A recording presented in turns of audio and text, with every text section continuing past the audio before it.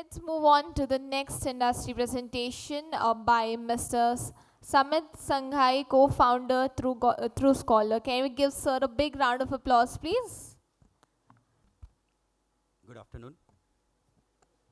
Am I loud and clear? Great. Thank you. Thank you, gentlemen, for this lovely, auspicious afternoon that we have. And probably I may have met you before in some of the other conferences, but it's always a pleasure to meet you and see you again and greet you especially about what we as a startup has been building upon. I think Ramna did a very fantastic job about talking about the journey of his startup and how innovation is actually helping us to build tools which can aid higher education domain itself. We don't see technology as a replacement to what we have been doing since ages and years, but we should see technology as a friend where we can expedite and we can simplify things and help to get better assessment and understanding of the individuals.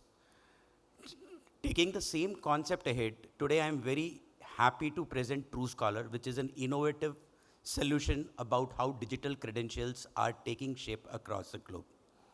And as he said, as he already set the tone of being the most innovative product in the category, we too hold that kind of passion for the product that we have. And today we are the most advanced Web3 digital credential issuance platform. You might have heard a lot of companies which are now catering to this product, but they're still very early in that stage. And the product that we have is being mapped and checked with a lot of platforms which are available in the world. And what we have as features and facility for institutes to utilize is one of the best. So thank you for joining me, and I'll take you for a quick 10-minute ride on what TruScholar is doing about. Next slide, please. Next slide, please. Yeah. So, this is one of the most unsolved problem, and it will always the same because I believe the skill sets required by the industry or by the world would always change over a period of time. And to keep pace of those skills that need to be imparted to the students, you need to be aware of the challenges and what are the skill sets that are being required by the industry at the same time. And even, corporates are always in a fix where to find those skill set on a real-time basis, and then their hiring process gets prolonged, and hence we kind of have a gap in between hiring and the skills that being imparted to the students. Well, the root cause could be one of those that I'm going to talk about, and it could be the way we actually acknowledge the skill set being imparted to the students. Traditionally we has to have long 4-year, 5-year, 6-year programs talking about any particular domain or skill set that somebody is able to overcome. But today, a lot of micro learnings, a lot of technology has taken place into institutes, and a lot of skills which are now required are being replaced by as modular and stackable courses. So I think there is a clear need for institutions to adopt micro credentials or badges or the way they can recognize skill sets of an individual and then make it easily available to them, which can be presented to employer for faster skill mapped hiring. And that's where we think a digital credential finds itself a very unique sweet spot when you try to acknowledge the skill sets that are being imparted to your students, whether it is for long-term or short-term skill sets. Next slide, please. So this is one of the slides that's always talk about. It's not just that the skill sets is more important, but because of not adopting a more immutable way of presenting those credentials to the students, there are side effects, and there are a lot of fraudulent credentials in market, and there was so many news and articles that you can read upon and you can see on the television day in, day out. I have a video of a week earlier where there was a racket busted in Ahmednagar, Maharashtra, one busted 1 month ago in Pune, Maharashtra, and you keep on listening to these fraudulent activities, and that's kind of a wrong data in circulation, very bad even for the corporates to look upon and pounce upon students which have that skill set and get them employed on a very real-time basis. So next slide, please. And we understand that if we replace the way we acknowledge the skill set of the students, the way we acknowledge certificates to them, or the way we acknowledge their skill sets by micro-credentials or badges, if this is done on a technology where it becomes immutable, where it is very easy to issue, very easy to port, very easy to share, and the most important it is when it is 100% sure to get that data verified on a click of a button, that could solve the biggest problem and at least shorten the length of hiring process that actually ranges from weeks to months, I would say that. At the same time, the current process have a lot of issues when built because it has been a legacy process that we are following since ages, which is high in cost, high is operations, high cost in terms of maintaining those records, validating those records, and all those things. Next slide, please. So let me introduce TruScholar Digital Credentials and how we are offering a cutting-edge blockchain technology which can help you to overcome all the challenges that I briefly described upon. And it makes those credentials as immutable and easily validating on a real-time basis. The advantage of using such a technology is in a lot of government use cases too, where documentation or credentials needs vetting or validation, where you need an ecosystem that you cannot have a standalone centralized way or a repository or a depository where data is stored and then you say it's all digitized and you can verify that. All those way of handling credentials have a lot of limitation, and as technology is replacing almost most of the tasks that we have on today, implementing a blockchain solution would be the ideal way to handle those things. Our platform also not only helps you to digitize the records of credentials, but it also helps students to take those records and get employed at a faster pace, because we help corporates to do skill mapping, data validation, and hire students from our platform too. So we help not only to issue credentials, but manage. You don't have any hassle or worry about storing those records on your servers and ensuring that you have high level of security so that data is not ever breached. Next slide, please.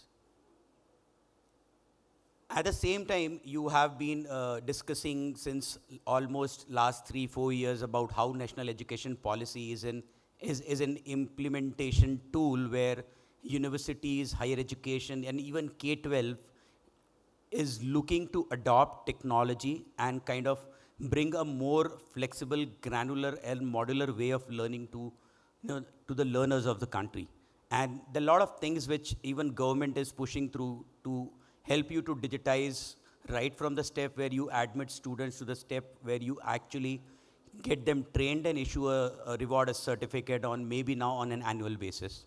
So we are completely in sync with DACE Tech, NAD, which is on DigiLocker called National Academic Depository, and also we help you to transfer the credits on the ABC, which is Academic Bank of Credits platform. So we are completely in sync with the protocols that needs to be implemented by the industry itself. At the same time, the platform is completely in sync with new data protection guidelines that even India is going to implement, which is called Personal Data Protection Guideline. Next slide, please. So as I said, blockchain is a decentralized ledger technology where means data is not stored on a one single server. The idea of storing it on a decentralized ledger, making the data as immutable, is the most essential ingredient of using blockchain technology for use cases. And at the same time, being immutable, it makes it very secure to verify those credentials on a click of a button without worrying that data might have been compromised at any part of the stage or the process itself. Next stage. I already talked about how we have embraced whatever the mandates that have been there, and whatever changes that comes through and gets adopted and implemented into the industry, we have that completely integrated with the platform, so you don't need to duplicate your efforts in completing the mandates that you have. Next slide, please. I also talked about limitations. We have National Academic Depository. It's a depository or a repository, and you need to understand the limitations of any centralized use cases where data is stored on one single location. And with the technology and the adoption of so many tools and AI being so exponentially used by the industry and the learners, hacking a centralized server is still would be a cup of tea that you take any point of time. So you need to think beyond how you can use technology to ensure that whatever efforts are taken today are there for the next 2-3 decades itself. Thank you. I think I'm done. I have a lot of features, but I think looking at the time, I'll stop over here. Right? I have small questions. Sir. Please, sir. This micro credentials. Yeah. See, suppose I am from finance.